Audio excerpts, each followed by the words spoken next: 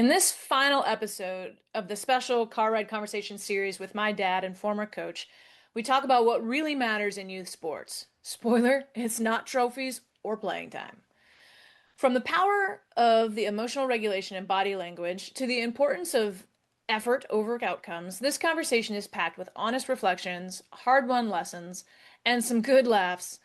We also touch on how to keep communication open between parents and child, and how to coach with character, and why it's okay to mess up from time to time, as long as you own it. So, whether you're coaching your kid or just cheering from the sidelines, this episode will leave you thinking about the kind of role model you are and how that shapes your athlete far beyond the game. Welcome to Confident Common Clutch Car Ride Conversations. I'm your host, Valerie Alston, here to help parents and young athletes spark meaningful dialogue about mental toughness, resilience, and confidence. Whether you're headed to practice, a game, or just running errands around town, this podcast is your go-to for building stronger relationships and lifelong skills, one car ride at a time. Let's dive in.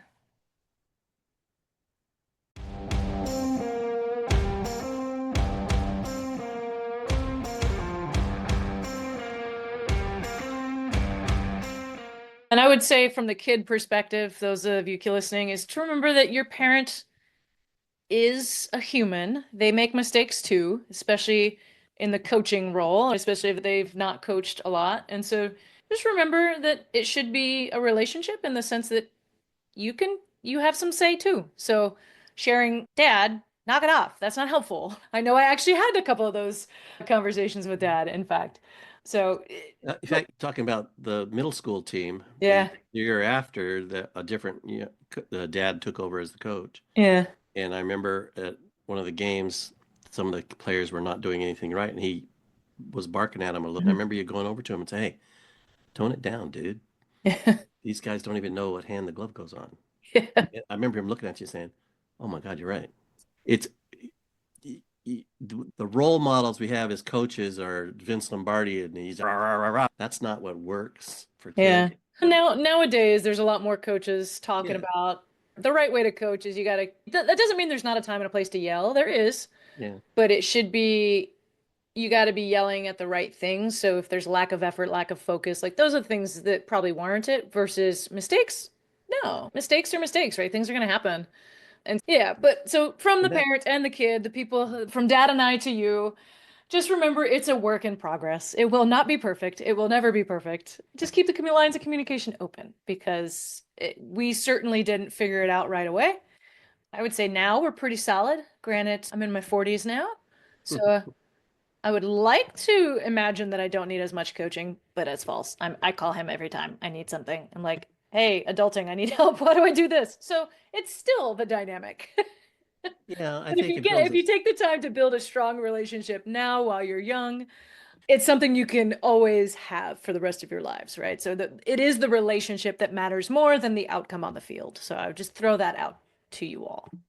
Yeah, I'd agree. I think it's been a joy. We've done a lot together. We've had our ups and downs, but I think there's been a heck of a lot more positives than negatives. Yeah. And I'm proud of the young lady you've become and your confidence and the things that you're able to do. But a lot of that was burned in during the athletic experiences, Yeah. dealing with the struggles and the bad days. And it's just, it's okay to mess up sometimes. And then you just realize, okay, I got to deal with it. And one of the reasons I was a college professor for 15 years teaching at schools of pharmacy, and I do a survey every year on our entering classes. And 75% of the students that made it to graduate school were student athletes Hmm. because they learned how to deal with failure. They learned how to work as a Work team. ethic. They Yeah, learn how to work get along ethic. with a whole new group of people every year. Yeah. They learn how to put in the time, and they learn that they got to earn it. And they make great, better students. They make better people. They make better employees, better bosses, all the way around. And whenever I would have a little snotty prima donna type person that would going off, I say, "Did you ever play sports at school?" "Oh no." I can tell. I can tell because you're a snot. Yeah. Nobody likes you, and I don't like you. So there, that's all that matters. But it's like it's a big deal because it is, and that shared experience of being able to go to ball games and Yeah. talk who's gonna he's gonna throw an outside pitch. No, he's gonna throw a curve. Yeah, all the fun debates. Yeah, and I'll leave you with just to show you that Valerie was not perfect. I know I'm not. When Nolan Ryan's last year of pitching, he came. Okay, that's not fair. I was like 7 years old. He, I think he was younger than that. He came to Anaheim Stadium with the Rangers, and he was going to pitch. And we told Val loved old Nolan Ryan, and He's my because favorite. he was He a was pitcher so in Little cool. League. And we went. I said, "Oh, let's go watch Nolan Ryan play pitch." So we got really good seats for the game and everything, and we went out and we watched the game, and he had a good game and beat the Angels. But after the game, we're sitting there in the stands, and she starts crying. I said, "Val, what's the matter?" She says, "I didn't get to meet Nolan Ryan. You told me I was going to get to meet Nolan Ryan." I said, "We're going to watch him pitch. I didn't say you were going to get a go home with him. Come on." And she was all, I heard what I somehow I wanted to had hear. You communicated. said we're going to see Nolan Ryan. Yes. That Okay. means I get to meet him. Yeah. Come on, 7-year-old brain. Anyway, I learned there that she's not perfect either. No, that was a good Uh, time. that's great. Also, important message. Make sure as parents, as kids, what you intend to say, what did you mean to say versus what did they hear? Because those always don't line up. I thought I was going to meet Nolan Ryan. To this Mm. day, I think it's his fault. He told me he didn't, obviously, tell me we were going to meet Nolan Ryan, but that's how I Well, interpret that's the one last bit of advice I give to parents, it. All right, what is it? especially coaches' parents. Okay, if you're a coach, everybody's looking at you at all times. There's been a study done on orangutans where they show that in an orangutan group, there's always one The big alpha. orangutan that's the Yeah. alpha. And they said the other orangutans make eye contact or look at that alpha like every 8 seconds. They're always looking to see what the big dude's going to do. It's true when you're on the field. So if you're in the third base coaching box and a girl strikes out and you go, she sees that, Yeah. means you think I screwed up. You don't trust me. And so you've got Body to language learn, matters. Yeah. you've got to develop that calmness to be able to be supportive, not show disgust with what just happened, because it'll kill your morale on your team big time. Yeah. And it Yeah. will ruin, gosh, what's the first thing somebody does when they make an error? They look over at their mom or dad. And if mom and dad are going, "Oh God, oh shoot, what just happened?" Yeah. It's like, it's, they feel it. Versus if you're looking at them, just it's okay. You're making head nods, you're clapping. That's a very different message that you're sending. Yeah, the message that you Supportive. send is not just verbal. Yeah, it's a lot of nonverbal. And Absolutely. so it's important that you really buy into that and understand that everything you do on the field impacts them and they're all looking at you all the time. Yeah. And so that's the hardest part because you're human. Some days you just, You I, have your own emotions. Yeah. yeah. So the one, yeah, doing things with humor and grace is probably better than with attitude and nastiness. It's more Because they're fun. kids. Yeah, Also and because they're that, yeah. and even the way you treat umpires, all that's super important.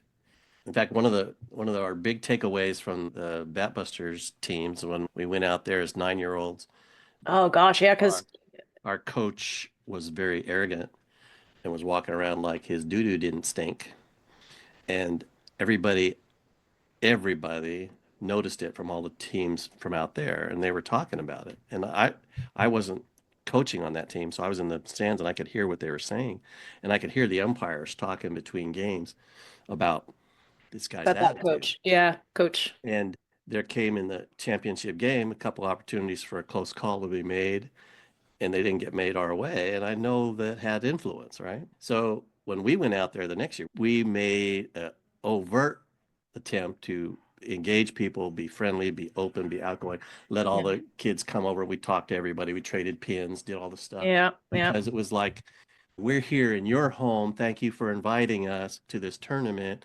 yeah. And by the end of the game, our I remember champion, we had the we had local we had teachers all on the say, locals yeah, cheering for yeehaw. us instead of Yeah. them. Yeah, And we it's were because we made a sincere effort to make that happen. yeah. And yeah, so that has a big impact. And that was really interesting because in that same tournament, there was a team out of Texas where the dad was the coach of the daughter who was a pitcher, and she was having a bad day, and he was yelling and screaming at her. And I was standing on the sideline waiting for us to go on the field next, and those two umpires were standing right there next to me, and I heard them talking. And one of them says, "Did you hear the way that guy's talking to that little girl? That's not very nice.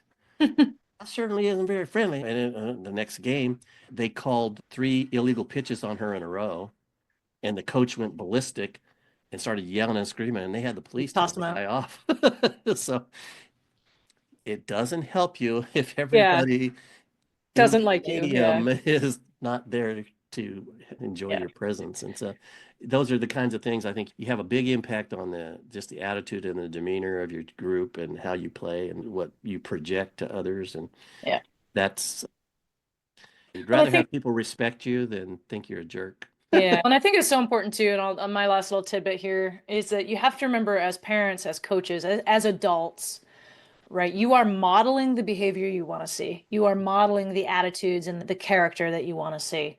And so if you are bad mouthing and being rude and being inappropriate to umpires, for instance, or right or refs, they're people too. They're getting paid very little to do this, right? You have to remember the context of these are not professional um, umpires making a living out of this. These are all people who are out of the goodness of their heart are trying to be involved in youth sport, and they all have varying degrees of quality, right? But and same thing as a coach, how do you treat the other parents? How do you treat the other coaches that you're playing against? As the adults, you are modeling the behavior that you want to see from your kids. And so they're sponges. They're gonna pick it up. So if you're being rude, inappropriate, out of control with your own emotions, you're showing them that's okay. And they're gonna do the same thing. So just keep that in mind moving forward. Dad, I want to thank you so much for hopping on. You know me, and we could be sitting here and talking for hours, but Yeah, I appreciate it. I yeah, think it's the hardest thing to do because you don't get a second chance at it. yeah, Like, don't get redos. yeah, I mean and so I think it's important that you admit when you do something stupid and you fix it. So if you say something and you just realize after it came out of your mouth, oh my God, that was not helpful, then it's time to say, look, oops, not me. I'm Yeah. sorry. Hugs are usually more effective Kicks in the butt. than berating, but the only time I really found that you needed to like inject energy was when people were dragging or Lethargic, not just putting in their effort. yeah. That's a time to jump in and say, "Hey, step it up right now. Let's go. Come on, Yeah. full speed." That kind of stuff. But I think one of our favorite friend coaches was Robert, and I always admired the way he coached his firecracker teams because the only time I ever heard him yelling at people was when there was lack of effort. And Yep. that's the first time I learned that. He would say, "Come on, you got to give me a better effort than that." It was never like, "You stupid, you're dumb." Yeah. How dare you? Okay, how'd you miss that It play? was always like, and some people would say, "Wow, he's yelling at his kids." No, he's not. Yeah. He's saying, "Give me the effort. Come on, we got a plan. Work the plan. Do the effort. Come on, because you can control your effort. You can't control the outcome, but you can control your effort. And if you're not putting in a good effort, the outcome usually isn't very good. Yep. And so that's a key thing that's the only time probably to get in there and say something. And so if you have a kid that just doesn't want to practice or doesn't want to go out and do it, then you just say, okay, hey, do you really want to do this? Is this something you're committed to? Oh, yeah. Then you got to put in the work Yeah. or you're not going to get to play. Yeah. Yeah. All right, y'all. Thanks so much for hanging with us. Anytime you'll probably hear more guests in the future, probably from my dad in the future. But thank you for hanging out with us. And I have some questions for you, and we'll get to those here in a little bit. So thanks, Pop. I love you. I love you And too. go team. All right, y'all. I hope you enjoyed this last little bit of the conversation between my dad and I. I know we enjoyed recording it and talking amongst ourselves, but I want to give you all some prompts to consider on having your own conversations as you move forward as parent, coach, kid dynamics. All right. So, just a quick reminder of the rules. Again, there are no wrong answers. Take turns talking and listening. Try to minimize your distractions as best you can. And remember that you can pause after each individual question and discuss it, or you can listen to all of them and just discuss what's relevant to you and what you feel like talking about. Alrighty, so our first question. When you make a mistake in a game, how can your parent coach help support you or help you refocus and respond to that mistake because they are your coach. And so sometimes you make mental errors, you make mistakes that are worth being coached, meaning you need some guidance in that moment. And sometimes you make mistakes they were just you tried, right? There was no malice I mean, malice. Nobody makes a mistake on purpose. But the what kind of support do you need from your parent coach that enables you and them to be the coach on the field, but also help you feel supported? What are your thoughts on that? Okay. Let's talk about our second question. What kind of feedback motivates you most? Is it cheering? Is it quiet support? Is it tough love? Or maybe somewhere in between? Something different? Okay. And parent coach who are listening to this episode, I want you to really think about what is your default mode? And is that the mode that they need? I'm gonna guess that there's not a one-time fits all solution. Coaching is not that simple. But what do you talk about with each other? How do you know what are those things that your parent can tune into to let them know right now is a moment where tough love is appropriate versus I just need a hug or I just need you to give me a pat on the back. All right? Because it's not always going to be the same. But talk about that. What kinds of feedback in general motivates you, but then how do you all get on the same page? For our third question today, third and final, we're going to keep it just to three question prompts today. How does your coach and or parents' body language or tone impact how you feel during games?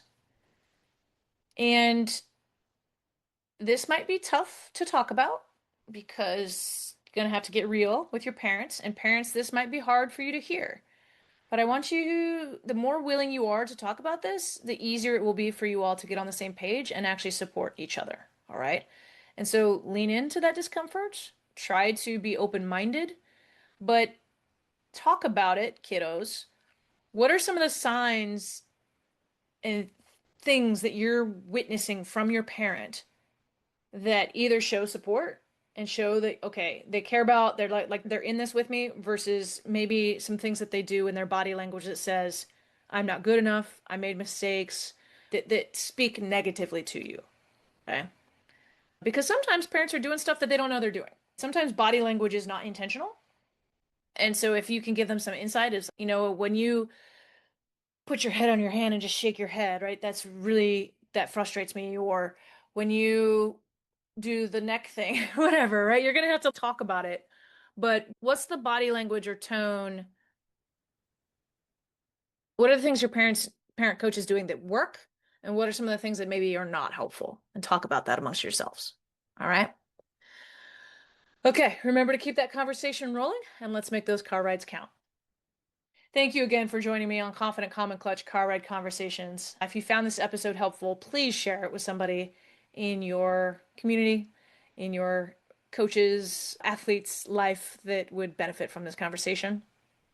If you individually are looking for more tips and mindset shifts and conversations to help you and your athlete stay confident, calm, and clutch, please consider joining my newsletter at www.confidentcalmclutch.com/newsletter. If you're looking for some additional topics, if you've listened to several of my episodes, you're like, ah, she hasn't talked about this yet.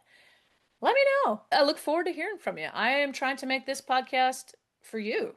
As much as I like hearing myself talk, it's not for me. It's for you and your athletes and you parents out there helping your kids excel in sports. So please reach out. There's a link in the show notes that you can direct message me.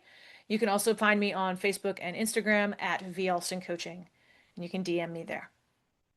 All right, y'all. I hope you have a wonderful day. We'll see you next time.